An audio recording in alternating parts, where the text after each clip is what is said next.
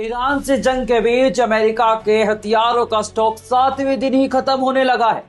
America की गली गली में डोनाल्ड ट्रंप के खिलाफ विरोधी सुर दिखाई दे रहे। अमेरिकी आवाम ट्रंप के खिलाफ बिगुल बजा चुकी है क्या? सवाल ये है। नमस्कार, हिंदुस्तान 9 उत्तर प्रदेश देख रहे हैं आप और मेरा नाम है तुषार शरा। मिडिल ईस्ट में जारी युद्ध अब एक ऐसा मोड़ पर पहुंच चुका है जहां से हालात और ज्यादा खतरनाक होते हुए दिखाई दे रहे। एक तरफ है ईरान, दूसरी तरफ दुनिया की सबसे बड़ी सैन्य ताकत माने जाने वाला यूएस यानी अमेरिका।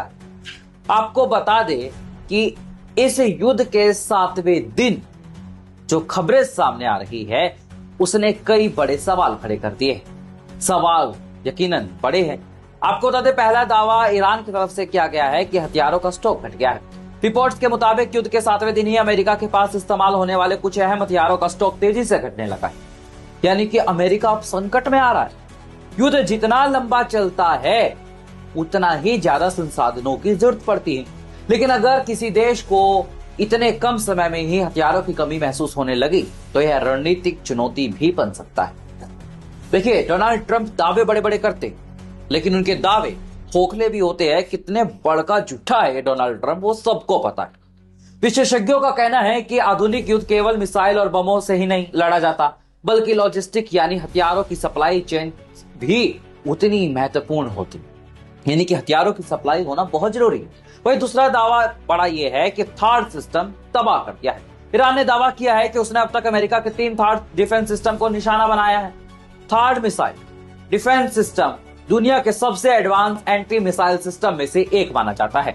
इसका काम बैलिस्टिक मिसाइलों को हवा में ही नष्ट करना होता है। अगर किसी युद्ध में इस सिस्टम को नुकसान पहुंचता है तो इसका मतलब है कि उस क्षेत्र की मिसाइल डिफेंस क्षमता कमजोर हो चुकी है और दुश्मन देश की मिसाइलें आकर हमला कर सकती है। हालांकि अमेरिका ने इन दावों की पूरी तरीके से पुष्टि नहीं की, लेकिन यह जरूर कहा है कि ईरान लगातार मिसाइल और ड्रोन से हमला कर रहा है। वही तीसरी घटना की बात करें तो अमेरिकी रडार सिस्टम जो है वो नष्ट हो चुके हैं। ईरान की ओर से एक और बड़ा दावा किया गया है जिसमें बताया गया है कि उन्होंने अमेरिका के एक महत्वपूर्ण रडार सिस्टम को भी नष्ट कर दिया है। रडार सिस्टम किसी भी आधुनिक युद्ध में आंख और कान की तरह काम करता है। यही सिस्टम दुश्मन के विमानों, मिसाइलों और ड्रोन की जानकारी देता है। अगर रडार सिस्टम को नुकसान पहुंचता है तो सेना की निगरानी क्षमता कमजोर पड़ सकती है। आपको बता दें, चौथा जो बड़ा मुद्दा है वो है सहयोगी देशों की मदद। युद्ध के दौरान एक और दिलचस्प बात सामने आई है। बताया गया है कि अमेरिका को अपने सहयोगी देशों से लड़ाकू विमानों की मदद लेनी पड़ी। नाटो और अन्य सहयोगी देशों की एयरफोर्स को भी इस क्षेत्र में तैनात किया गया ताकि ऑपरेशन को जारी रखा जा सके। यानी कि अमेरिका जो अपने आप को सुपर पावर बताता है वो सुपर पावर नहीं है असल में जनाब। इससे यह साफ होता है कि यह सिर्फ 2 देशों के बीच का संघर्ष नहीं है, बल्कि पूरी दुनिया पर इसका राजनीतिक असर पड़ सकता है। आपको बता दें, ट्रंप की रणनीति क्या है। इन घटनाओं के बाद सबसे बड़ा सवाल यह उठ रहा है कि अमेरिकी राष्ट्रपति डोनाल्ड ट्रंप की रणनीति आखिर फेल क्यों हो रही है। आलोचकों का कहना है कि ट्रंप की आक्रामक विदेश नीति ने मिडिल ईस्ट में तनाव को बढ़ा दिया है और इसका कुछ विशेषज्ञों का कहना है कि ये युद्ध की योजना बनाते समय ईरान की सैन्य क्षमता को कम आंका गया ट्रंप की तरफ से। दूसरी तरफ ट्रंप समर्थकों का कहना है कि अमेरिका अपनी ताकत दिखा रहा है और अंत में वही युद्ध में जीत हासिल करने वाला है। क्या ईरान भारी पड़ रहा है? सवाल ये। अब सबसे बड़ा सवाल यही है कि ईरान सच में इस युद्ध में अमेरिका पर भारी पड़ रहा है। युद्ध के जानकारों का मानना है कि ईरान के पास ऐसी मिसाइलें हैं जो अमेरिका को सीधा भेद रही। अमेरिका का defence system, air defence system को तबाह कर दिया। इसका मतलब यही है कि वह सीधे मुकाबले में आने की बजाय दुश्मन को कमजोर करता है। आपको बता दें कि डोनाल्ड ट्रंप बेचैन दिखाई दे रहा। डोनाल्ड ट्रंप ने पादरियों को बुलाकर व्हाइट हाउस में पाठ करवाया और अमेरिका की जीत की कामना की है।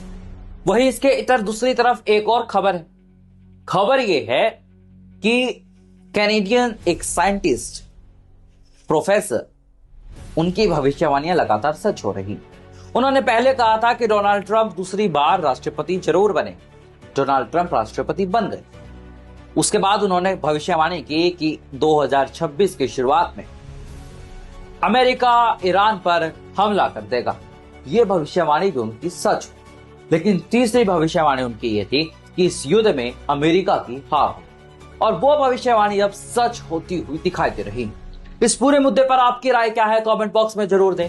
अगर आपको हमारी आजाद और स्वतंत्र पत्रकारिता पसंद आ रही है तो चैनल को सब्सक्राइब करें और इस वीडियो को ज्यादा से ज्यादा शेयर करें। धन्यवाद।